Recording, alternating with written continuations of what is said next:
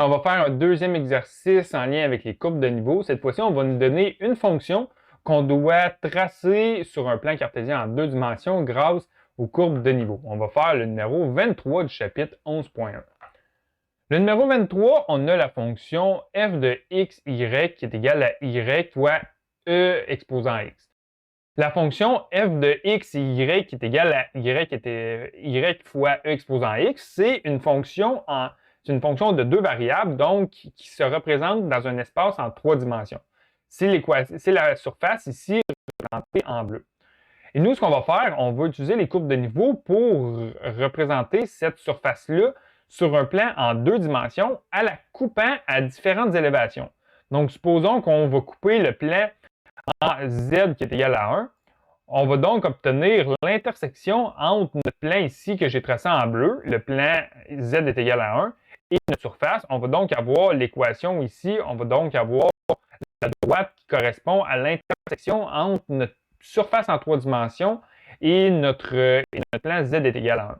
Et on va faire varier les différentes valeurs de z, ce qui va nous permettre de trouver différentes équations correspondant à l'intersection entre notre surface en 3 dimensions et notre plan z est égal à k, ce qui va nous permettre d'obtenir on va tracer différentes courbes sur notre surface en 2 dimensions, sur notre plan en 2 dimensions qui va représenter notre fonction en 3 dimensions. Donc, on a une fonction de 2 variables, ce qui correspond à une surface en 3 dimensions. Et nous, ce qu'on doit faire, c'est tracer le diagramme de cette fonction-là en utilisant quelques courbes de niveau. Donc, on va se fixer quelques valeurs de k. On va débuter avec un k qui est égal à 0.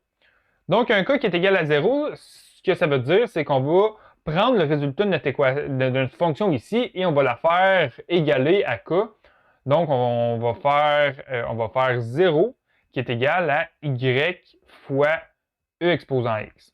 Donc là, si on isole y dans cette équation-là, on va envoyer e exposant x du côté gauche de l'équation. On va donc avoir y qui est égal à 0 divisé par e exposant x. Donc, 0 divisé par e exposant x, c'est égal à 0.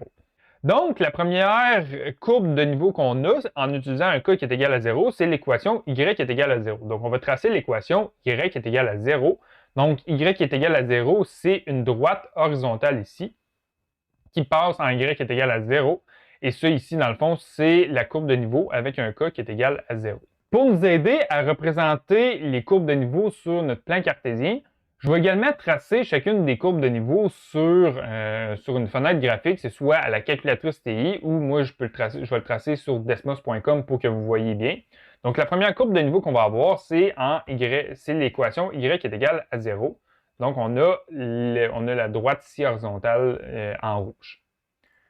Ensuite, on va prendre une différente valeur de k. On va prendre un k par exemple qui est égal à 1. Donc ce qu'on va faire, on va avoir le résultat de notre fonction ici de 2 variables comme étant égal à 1. Donc, on va avoir 1 qui est égal à y multiplié par e exposant x. Et donc, si on isole y dans cette équation-là, on va envoyer e exposant x du côté gauche de l'équation. On va donc avoir y qui est égal à 1 divisé par e exposant x. Et cette équation-là, lorsqu'on la trace sur notre fenêtre graphique ici, y est égal à 1 divisé par e exposant x. On a donc la courbe ici, on a donc l'équation représentée en bleu ici. Donc, si je la trace sur mon plan cartésien ici, on va avoir quelque chose comme ça, ici. Ensuite, je vais prendre une autre valeur de k, je vais prendre un k qui est égal à 2. Donc, je vais prendre ma fonction ici, je vais la faire égaler à 2. On va avoir 2 qui est égal à y fois e exposant x. On va donc avoir y qui est égal à 2 divisé e exposant x. Donc, lorsque je la trace sur ma fenêtre graphique, on va avoir y qui est égal à 2 divisé e exposant x. On a donc la courbe ici tracée en vert qui ressemble à la courbe tracée en bleu, mais dont le taux de croissance, le taux de variation est plus accentué. Donc, la courbe en vert va être située au-dessus de la courbe en bleu. Donc, ici, je ne l'avais pas indiqué. Ça, c'est la courbe avec un k qui est égal à 1. Et si j'utilise un k qui est égal à 2, on va avoir une courbe parallèle qui passe au-dessus.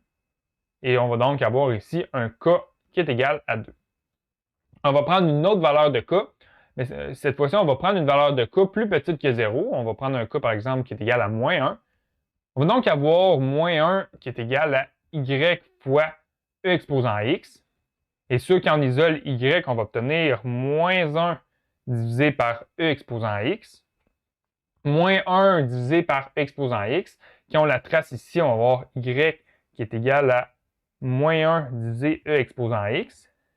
Et c'est donc exactement la droite tracée en bleu, mais du côté négatif. Donc, c'est la droite qui est symétrique à l'axe. C'est la droite en bleu ici qui est symétrique par rapport à l'axe horizontal. Je vais donc retracer la droite en k est égal à 1, mais du côté négatif. On va donc avoir quelque chose comme ça ici. Donc, si c'est avec un k qui est égal à moins 1, et finalement, si j'utilise une dernière valeur de k, on va utiliser un k qui est égal à moins 2.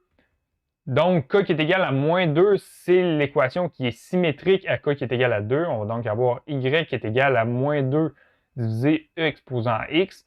Et cette droite-là, c'est la droite qui passe en dessous de k est égal à 1. Donc ici, on va avoir un k qui est égal à 2.